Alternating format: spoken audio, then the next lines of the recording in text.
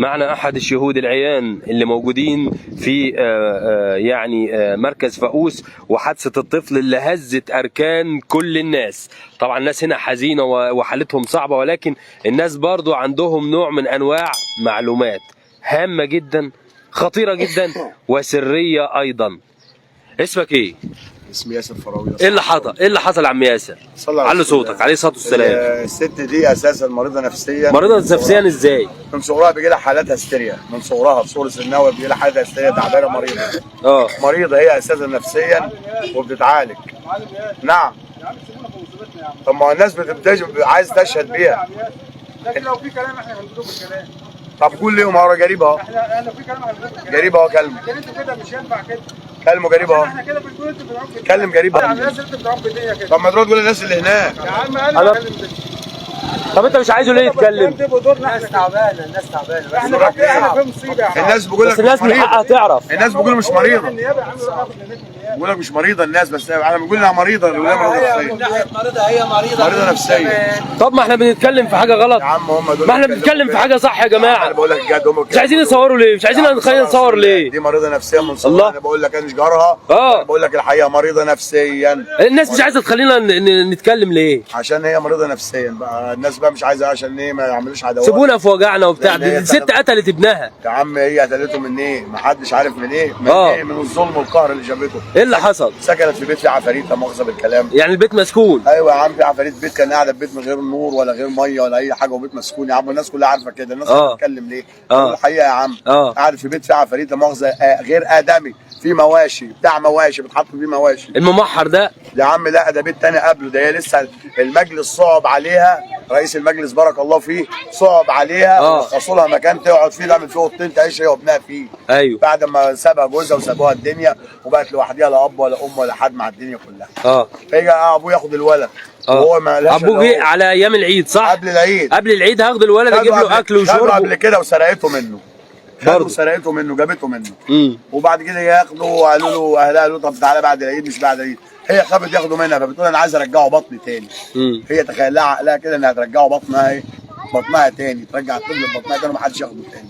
اما هي مريضه نفسيا، اللي يقول لك غير كده يبقى راجل كداب. يعني في اهتزاز نفسي يا عم.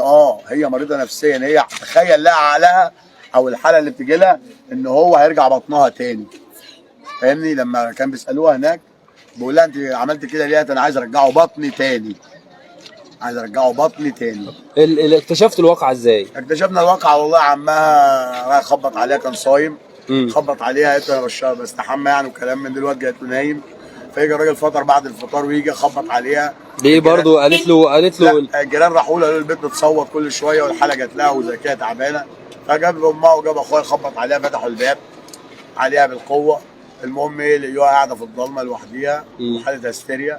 بيدوروا على الولد، مش الواد فين، مش الواد فين، على بيدوروا لغايه ما لقوا الولد موجود في الجردل في الدولاب. حاله كل الولد ولا جزء منه؟ لا جسم الولد لوحده في الدولاب. الجسم نفسه متقطع. هي كان رد فعلها ايه بقى؟ عشان احنا سمعنا ان هي كانت بتعيط. مش بتعيط. هي كان عندها حاله هستيريا، مش واعيه هي عملت ايه او مدركه هي عملت ايه. كل اللي في دماغها ان هي ترجعه بطنها تاني. ترجعه بطنها تاني فتاكله. انها ترجعه. انا اسالك سؤال بعد اذنك، كانك انت راجل بتكتب على الصفحات وكلام من ده. اتفضل. هل انت شفت حادثه ان حد باكل لحم بني ادم؟ لا طبعا. هي كان اعتقادها مفيش حاجه في الدنيا اسمها كده. هي كانت اعتقادها انها ترجعه بطنها تاني. لما سالوها انا عايز ارجعه بطني تاني، ما حدش ياخده مني. وصلت.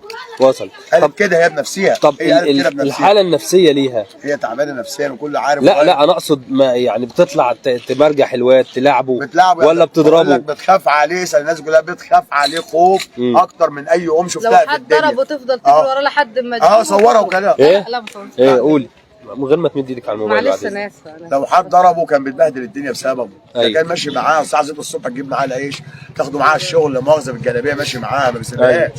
ما بيسيبهاش يعني معاها على طول ملازمات. ما بيسيبهاش. هو روحها. انا بقول لك هو روحها. احنا عارفين كده، احنا جيراننا ده روحها. لو كان جار اتخانق طب معلش في سؤال هنا. طب تطلع بسكينه تجري ورا العيال لو حد لمس الولد. ايه ده؟ كانت بتجري ورا العيال بالسكينه امشي. ده خوف بقى. خوف على ابنها. على ابنها ايوه. كانت خاف عليه من الهوا الطاير. ده قبل كده واحده خبطته وهي ماشيه في الشارع في فاقوس هنا. ايوه. راح مسكينه ضربتها في الشارع عشان خبطته غصب عنها كده وهو ماشي لطشت فيه. عشان ضربته. عشان مش ضربته، ده خبطت فيه غصب عنها. طب اللي رفضت تدي الولد لابوه ليه؟ مفيش حد لا الا هو في الدنيا. هو حياته، هو عمرها. هو عنده 5 سنين يعني. هو عمرها، هو حياته، هو حياتها، هو عمرها اساسا. ده معظم الكلام. ايوه. الوحيد اللي كان متكفل بيها هنا الله يبارك له، معلش انا بقول حقيقه عمها اللي هو الحاج محمود. ايوه. ده اللي كان بيعطف عليها، ده اللي كان بيديها، ده اللي كان بيزورها. اما حدش كان بيعطف عليها غير هو بصراحه، او حد يوديها او حد يزورها. التفاصيل. طب والعيله؟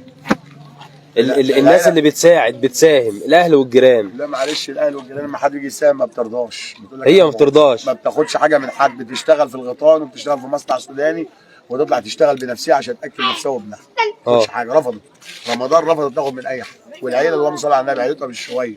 العيله بتاعتها مؤاخذه يعني عيله كبيره واثرياء. اثرياء. مش هقول لك لا، اثرياء، اثرياء بالملايين. امها كانت فين في الوقت ده اللي هو وقت من القتل امها في البيت، ما حدش بيخش عليها لا امها ولا حد ولا محتاج.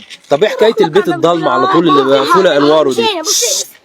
هي كانت قاعده في بيت قبل كده ما لقيتش مكان تقعد فيه. ايوه. قبل ما لا بتكلم على الممحر اللي فيه ميه ونور وكهرباء. هو البيت، المكان ده وحش اساسا اللي هي في البيت. المكان اللي فيه البيت ده وحش اساسا. طب اقول لك على حاجه ممكن تكون عارفها ولا لا؟ ممكن. ايه قصه استغفر الله العظيم المصحف اللي تم حرقه؟ مين اللي حرقه؟ مين؟ لا لا، انا اللي بسالك. مين اللي حرقه؟ ايوه هي حركه. نصه مقفول، نصه كان محروق وموجود جنب البيت. لا لا لا، الكلام ده احنا ولا سمعناه ولا شفناه. الناس كلها بتخترع اختراعات. انا بقول لك ما احنا انت معانا عشان يعني تقول لنا الصح. حياتها كلها كانت بتطلع الصبح الساعه 6 الصبح، تاخد ابنها تجيب العيش من الفرن اللي هنا البلد اللي هو المدعم. ايوه. عشان ابنها ياكل، وتاخد ابنها وتاخد شعله غاز كده في ايدها وتطلع تشتغل وترجع اخر النهار على بيتها. ما بتختلطش بحد، ما بتختلطش باي حد. كانت انفراديه لوحدها. انفراديه، مفيش اختلاط. مفيش اختلاط. ليه؟ اتعودت على العزله. ما حدش لا هو ولا اخوها ولا حد يخش عليها ولا حد يسال عليها. اتعودت على العزله، انتهى العزله. بقت هي وابنها محصورين على الدنيا فقط لا غير. طب القريه هنا رد فعلها ايه لما سمعوا بالحادثه دي؟ القريه كلها عارفه انها تعبانه، كله عارف انها تعبانه نفسيا من زمان، كله عارف. حريم ما حدش متخيل انه يوصل لده يعني. ما يوصلش لكده، بس هو انت كنت متخيلها بنفسك؟ انا ما اتخيلش انها يعني حاجه كبيره. ما اتخيلش انها تحصل ببلدنا. بلدنا كلها ارياف وناس تعرف بعضيها وغلابه. كلها ناس غلابه وناس ارياف. ايوه. زي ما انت شايف كده قدامك الوضع.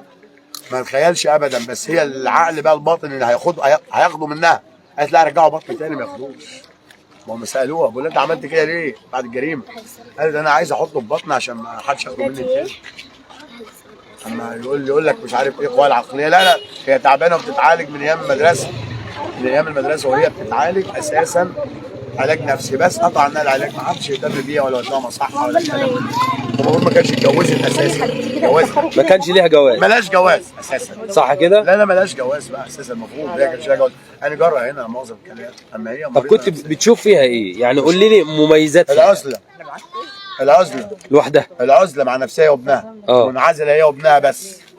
مفيش حد تاني، هي وابنها بس منعزلين. ايه حكايه المرجحه اللي مرجحت ابنها قبل الوفاه ب6 ساعات؟ يعني قبل ما هي بتاخد ابنها تلعب وتمرجحه وبتجيبه قدام البيت وما بتحوش عنه حاجه. هي بتعمل ايه؟ ما بتحوش عنه حاجه. كل اللي بيطلبه هي كانت شغاله ليه هو. هي مش احتياطي، هي كانت شغاله عشان تجيب له هدومه، اكله تعيشه عيشه نظيفه ما تخليش يحتاج لحد. ومن الغيط. من خير الغيط. من الغيطان. تشتغل عندي وعندك وعند له وعند له وعند له. وربك بيكرم. وربنا بيكرمها وتيجي تديها زكاه ما بترضاش تاخد حاجه. الزكاه رفضت. قالت لا انا ما اشتغل، انا معايا فلوس مش عايز حاجه. طب اللحظه دي بتاعت الجثه متقطعه ومحطوطه في الدولاب ومش عارف ايه، اللحظه دي كانت ايه؟ انت شفتها ايه؟ يعني انت شفت اللحظه دي ولا احنا ما صدقناش. احنا الكلام ما صدقناش. احنا ما كانش عندنا تخيل يحصل كده او هي تعمل كده من شده حبها لابنها اللي احنا عارفينه. احنا عارفين شده حبها ليه. ما كناش نتوقع ان الموضوع ده يحصل بالطريقه دي خالص. صعب.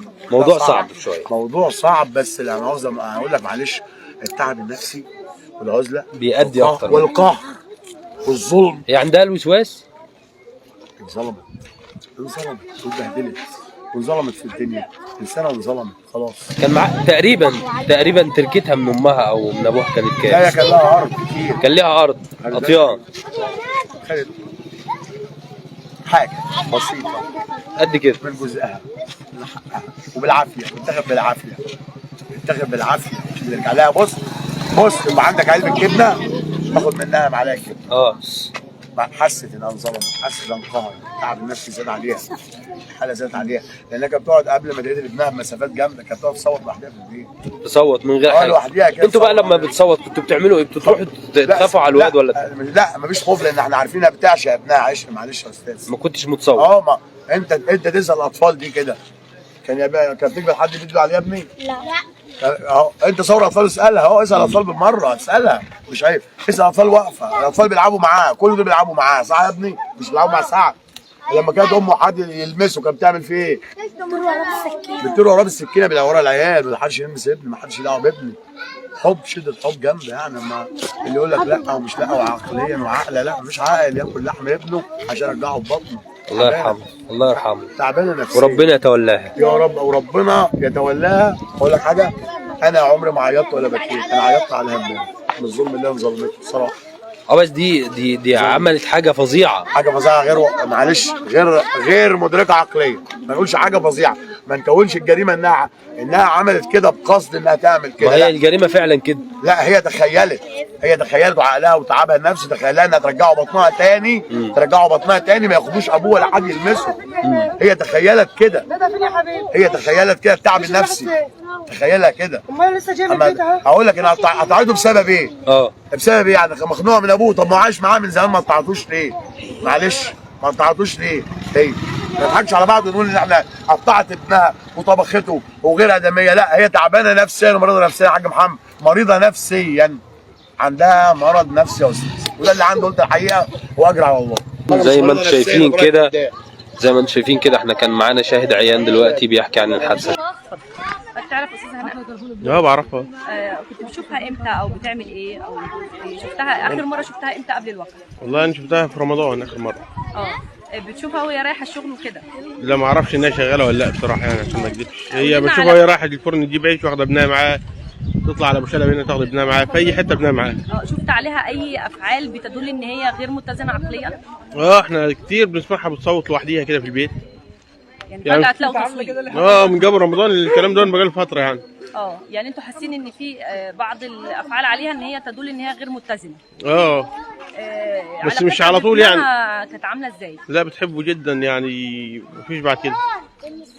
في كل مكان معاها، في ايدها على طول ليل نهار، تمشي هنا في ايدها ماسكاها على طول معاها. تتوقعوا ان هي تعمل كده في ابنها؟ لا بس انتوا سمعتوا الواقع ان هي قطعت ابنها قطع وطهت جزء منه واكلته؟ ما نعرفش بقى اكلته ولا احنا سمعنا برضه ان هي في ناس بتقول لك اكلته وناس بتقول لك لا، ومن الشرطه بيقول لك اكلت منه. النيابه اصدرت بيان امس بيؤكد ان السيده سليمه عقليا ونفسيا وجسديا، ما تعانيش من اي حاجه خالص، فده رد فعلك ايه؟ ما نعرفش والله، اللي احنا بنسمعها كتير بتصوت وهي على طول لوحديها كده، لا بترمي السلام على حد ولا بتتصل بحد ابدا. بس انتوا ما تعرفوش اذا كانت هي راحت مستشفى قبل كده امراض نفسيه او اتعالجت مرض نفسي او غيره؟ لا ما نعرفش. علاقتها كان بجوزها او طليقها عامله ازاي؟ يعني لا عمري شفت طليقها اصلا ولا اعرف. يمكن يكون اثر عليها؟ الله اعلم بقى. هي كل ما حد بيقول لك ابنه ما حدش هياخده مني، بس. كانت متمسكه بيه جامد. كانت يمكن تمسكها بيه اللي كان مخليها ان هي بتخاف عليه زياده عن اللزوم. بتخاف عليه زياده عن اللزوم فعلا. ما بتسيبوش لوحده يعني، دايما وراه كده، لو طلع بره تطلع وراه في كل حته معاه. هي مطلقه بقى لها كام سنه؟ تقريبا 3 سنين باين. من يوم ما اتطلقت من جوزها وهي قاعده هنا لوحديها. وهي قاعده. يعني ما شفتوش منها اي رد فعل وحش او اي حاجه وحشه؟ لا ولا بتأذي حد ولا لها دعوه باي عيل في الشارع ولا بتكلم حد. يعني قول لنا رد فعلك عن الواقعه ايه لما سمعتها؟ والله انا سمعت زي الناس، رحت لقيت الناس الدنيا ملمومه فيها، يا جماعه كنا بنخش نشوف الواد مثلا عشان نطلعه لو في سليم لسه في حاجه فكرنا المفروض خبط عليه يعني، نطلعه نكشف عليه ولا كده، ما قال لك الواد متقطع تقطيع.